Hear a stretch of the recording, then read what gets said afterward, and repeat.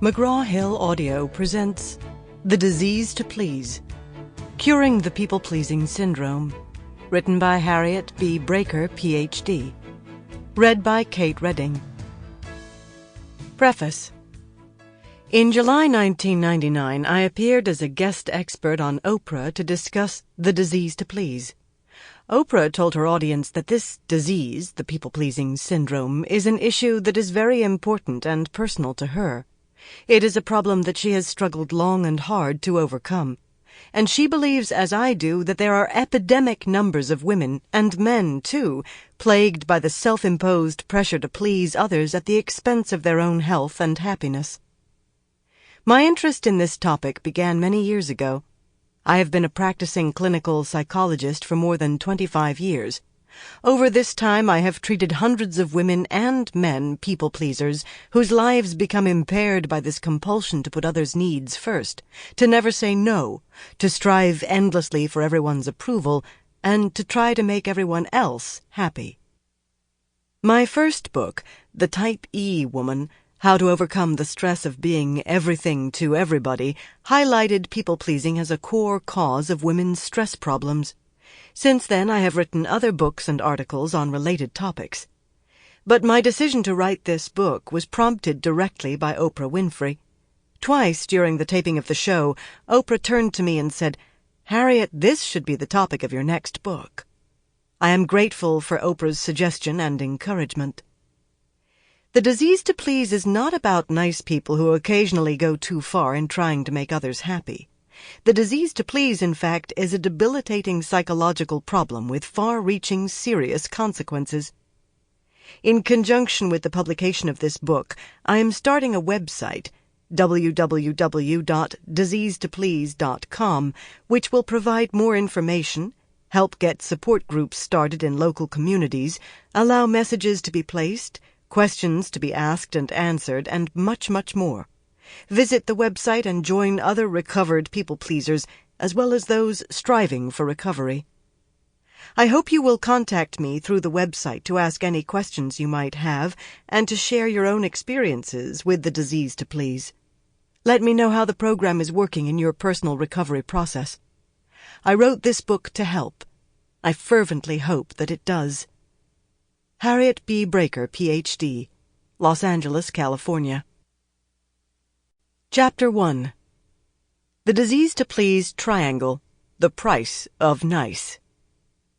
Do you have the disease to please? If you are like most people-pleasers, you probably already know the answer to this question.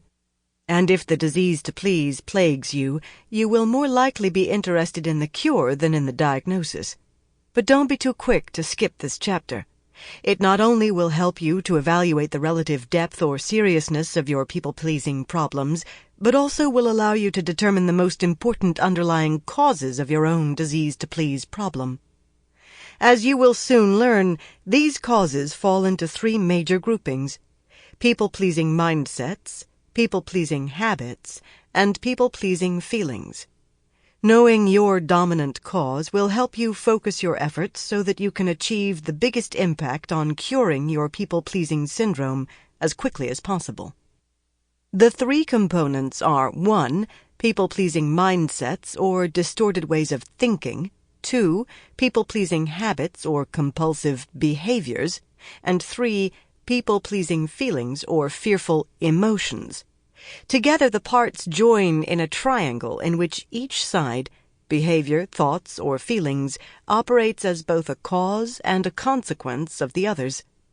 For example, compulsive behavior is driven by the avoidance of feared emotions and supported by distorted, flawed thinking. Similarly, anxious feelings create avoidance behaviors that in turn are linked to flawed or incorrect ways of thinking. The disease to please triangle shows how you can achieve big gains in curing your people-pleasing problems by making small changes in the way you think, act, or feel. Because of their interconnections, small changes in any side of the triangle will generate change in the whole syndrome. Now that you know the main underlying cause of your own triangle, you will be able to direct and prioritize your personal change process. People-pleasing mindsets. People-pleasers whose distorted thinking is the predominant cause of their syndrome are ensnared in burdensome and self-defeating mindsets that perpetuate their disease-to-please problems. If you are in this group, your people-pleasing is driven by a fixed thought that you need and must strive for everyone to like you.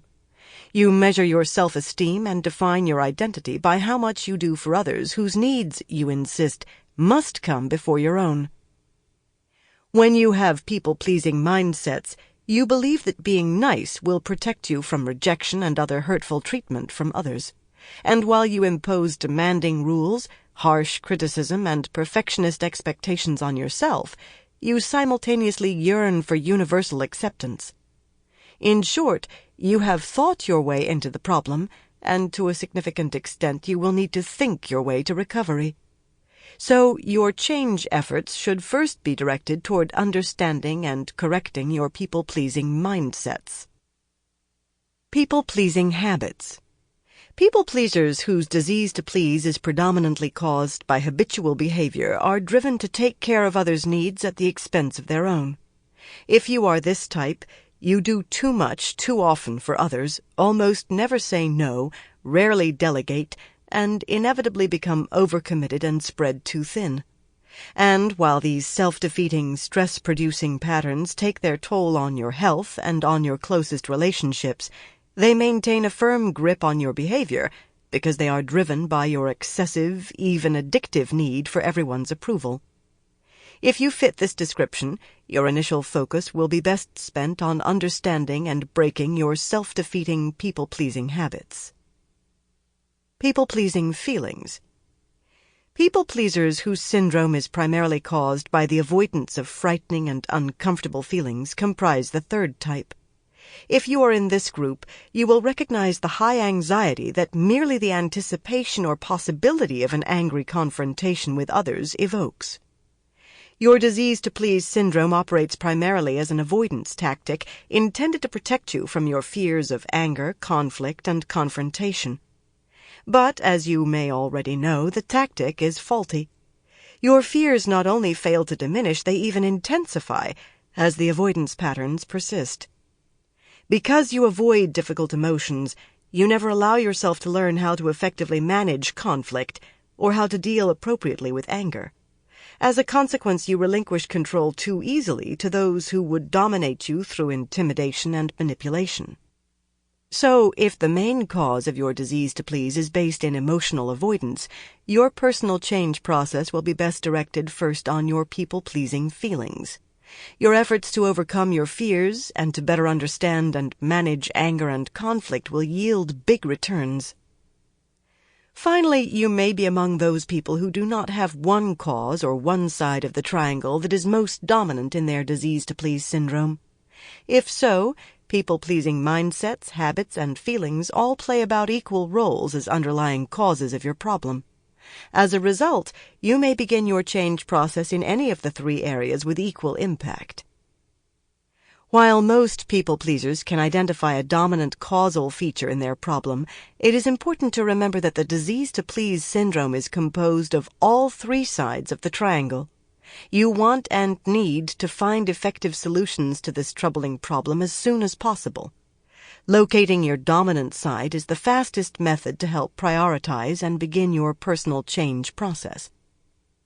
Eventually, however, in order to make a full and lasting recovery, you will need to address your issues in all three areas: thinking, behavior, and feelings. The hidden cost of people-pleasing. People-pleasing is an odd problem. At first glance, it may not even seem like a problem at all. In fact, the phrase people-pleaser might feel more like a compliment or a flattering self-description that you proudly wear as a badge of honor. After all, what's wrong with trying to make others happy? Shouldn't we all strive to please the people we love, and even those we just like a lot? Surely the world would be a happier place if there were more people-pleasers. Wouldn't it? The truth is that people-pleasing is a sweet-sounding name for what, to many people, actually is a serious psychological problem. The disease to please is a compulsive, even addictive behavior pattern. As a people-pleaser, you feel controlled by your need to please others and addicted to their approval. At the same time, you feel out of control over the pressures and demands on your life that these needs have created. If you have the disease, your need to please is not limited to just saying yes to the actual requests, invitations, or demands initiated by others. As a people-pleaser, your emotional tuning dials are jammed on the frequency of what you believe other people want or expect of you. Just the perception that another might need your help is enough to send your people-pleasing response system into overdrive. The dilemma you face is that in staying so finely tuned to the real and perceived needs of others, you often turn a deaf ear to your own inner voice that may be trying to protect you from overextending yourself and from operating against your own self-interests. When you have the disease to please, your self-esteem is all tied up with how much you do for others and how successful you are at pleasing them. Fulfilling the needs of others becomes the magic formula for gaining love and self-worth and for protection from abandonment and rejection. But in reality, it's a formula that simply doesn't work. Driven by an excessive need to gain the approval of other people, of everyone, people-pleasers will strive to do so at almost any cost to themselves. But this approval addiction can paralyze action. For example, when you feel pulled in more than one direction, trying to meet the needs of several people, your fear of disapproval, the flip side of the need for approval, can freeze you up, leaving you in a quandary. Whom should you please? How should you choose? What if you end up pleasing no one? When being nice is too high a price. People-pleasers become deeply attached to seeing themselves and to being certain that others see them as nice people. Their very identity derives from this image of niceness. And while they may believe that being nice protects them from unpleasant situations with friends and family, in actuality the price they pay is still far too high. First, because you are so nice, other people may manipulate and exploit your willingness to please them. Your niceness may even blind you to the fact that others are exploiting you. Further, keeping a front of niceness all the time prevents you from showing anger and displeasure, however justified they may be. Second, you avoid criticizing others so that you won't be criticized. To avoid confrontation, it is all too easy to take the path of least resistance that psychologists call conflict avoidance. Like criticism, confrontation and anger are also dangerous emotional experiences that you wish to avoid at nearly any cost. At the core of your niceness is a deep fear of negative emotions. In fact, people-pleasing is largely driven by emotional fears: fear of rejection, fear of abandonment, fear of conflict or confrontation, fear of criticism, fear of being alone, and fear of anger. As a people-pleaser, you hold the belief that by being nice and always doing things for others, you will avoid these emotions in yourself and others. This defensive belief has a two-way effect. First, you use your niceness to deter and dodge negative emotions aimed at you from others. As long as you're so nice and always try to do things to please others, why would anyone want to get angry or reject or criticize you? Second, by being so invested in your own niceness, you don't allow yourself to feel or express negative emotions toward others. The more you identify with being nice instead of being real, the more you will find yourself plagued by nagging doubts, insecurities, and lingering fears. Being accepted and getting approval from others will always seem just out of reach, and even if you succeed at pleasing others, you find that your fears of rejection, abandonment, or angry confrontation will not diminish or be alleviated. In fact, they grow stronger over time. The disease to please creates a psychological blockade against both sending and receiving these negative emotions. For this reason, it cripples the very relationships you slave to satisfy and try so hard to protect. If you cannot express negative feelings, your relationships will simply lose their authenticity. You will come across as a one-dimensional cardboard figure, rather than a rich, multidimensional human personality full of interesting facets and sides. In any relationship, if your niceness prevents you from telling others what is making you unhappy, angry, upset, or disappointed, or from hearing their complaints, there is little chance of fixing what has gone wrong. Conflict avoidance is not an ingredient of successful relationships. Rather, it is a serious symptom of dysfunctional ones. It's better to recognize that negative emotions between people are inevitable, and you must learn to deal with them effectively. Negative emotions are built into the hardwiring of human beings. We are programmed biologically to feel fear and anger, and to respond defensively when others seek to harm us or hurt those we love. When conflict is handled constructively and anger is expressed appropriately, they can be powerful communication tools for dealing with people in the real world. Handled responsibly, these emotions enable you to maintain your relationships in good working condition, with problems minimized and pleasures optimized. In fact, you ignore these negative feelings at your own peril. How many of us have found ourselves in situations where outwardly we deny our anger and resentment toward another, while on the inside we find ourselves feeling anxious, panicked, and depressed? Repressed negative feelings may emerge in the form of migraine or tension headaches, back pain, stomach pain, high blood pressure, or any of a host of other stress-related symptoms. And, under the surface, resentment and frustration bubble and churn, threatening to erupt in open hostility and uncontrolled anger. Eventually, these physical and emotional problems take their toll on your health and your closest relationships. You are not alone. Millions of nice women and men just like you suffer from the disease to please, and can testify to the effect it has on their emotional, physical, and relationship health. Compulsively striving to meet the needs of others at the expense of your own only serves to make you prone to debilitating stress and exhaustion.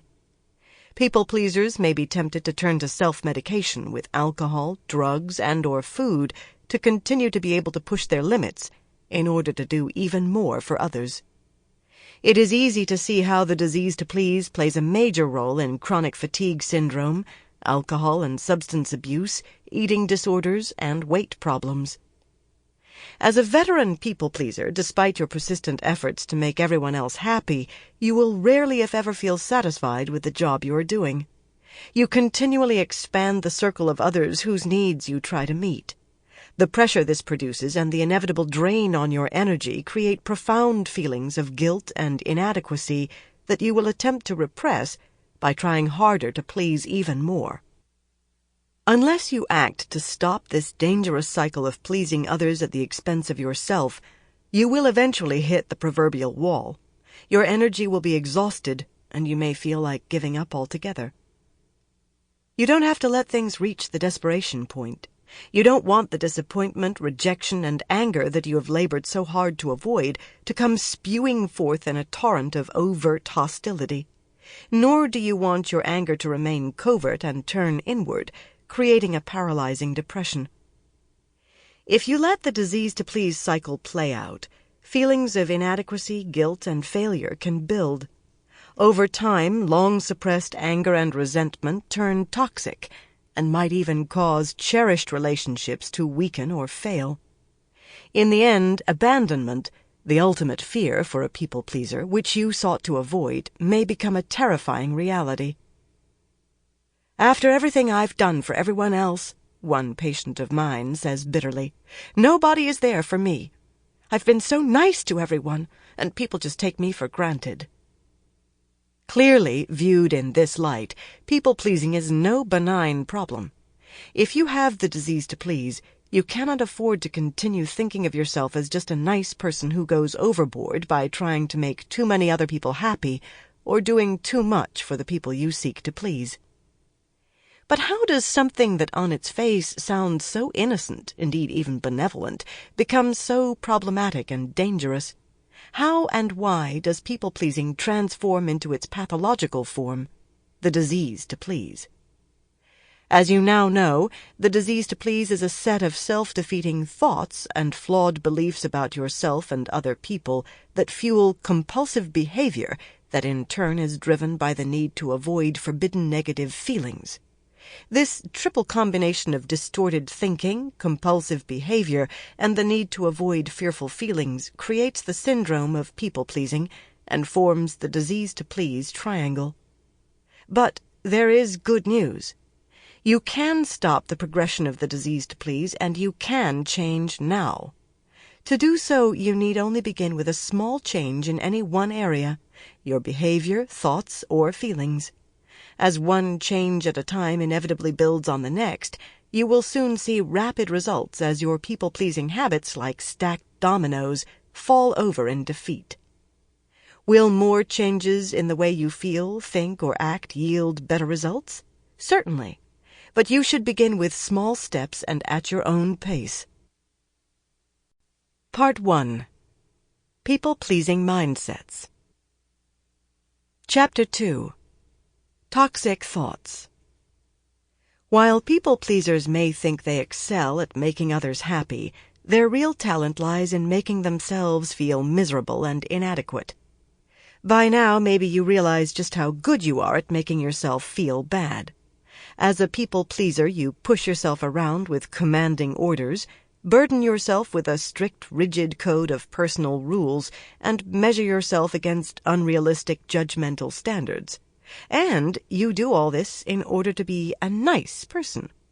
But why can't you be nice to yourself? Sabotaging shoulds. The reason is that your thinking is contaminated and distorted with demanding and erroneous should statements.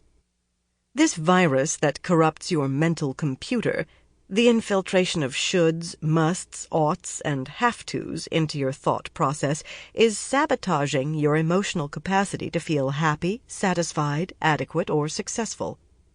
Instead, you have become a victim of dictatorial control under your own mind's constant pressure and harsh judgment. When you fall short of perfect compliance with your internal commands, you set yourself up to feel guilt, self-blame, discouragement, and depression. When others don't comply with the expectations implicit in your rules, you feel anger, frustration, disappointment, and reproach. The 10 Commandments of People-Pleasing. Perhaps you don't fully realize how tough you are on yourself, but take a look at the 10 Commandments of People-Pleasing listed below. Who wouldn't feel constant stress from trying to live up to these requirements? The 10 Commandments of People-Pleasing. 1. I should always do what others want, expect, or need from me. 2. I should take care of everyone around me, whether they ask for help or not. 3. I should always listen to everyone's problems and try my best to solve them. 4. I should always be nice and never hurt anyone's feelings.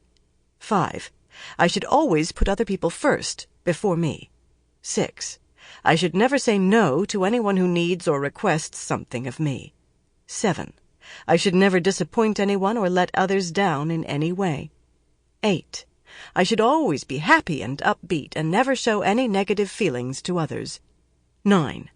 I should always try to please other people and make them happy. 10. I should try never to burden others with my own needs or problems. There is really a hidden 11th commandment as well. I should fulfill all of these should and shouldn't expectations of myself completely and perfectly. The 7 Deadly Shoulds. The people-pleasing syndrome involves a number of expectations about the way other people should treat you, given how nice you are and how hard you try to make them happy. Many of these expectations about others fall into the category of hidden shoulds. That is, they are implicit in or follow from the more explicit commandments above. However, the 7 deadly shoulds about others are compelling demands nonetheless that set you up to have negative feelings when others fail to fully meet them.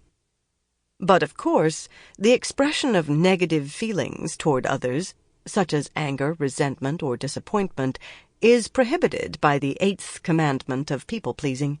You should always be happy, and never show any negative feelings toward others. The net result of this self-imposed trap is that you, 1. Feel guilty about having negative feelings toward others, and 2. blame yourself for not pleasing others enough to elicit consistently positive treatment from them in return. Here are the people-pleasing rules about how others should behave. The 7 deadly shoulds. 1.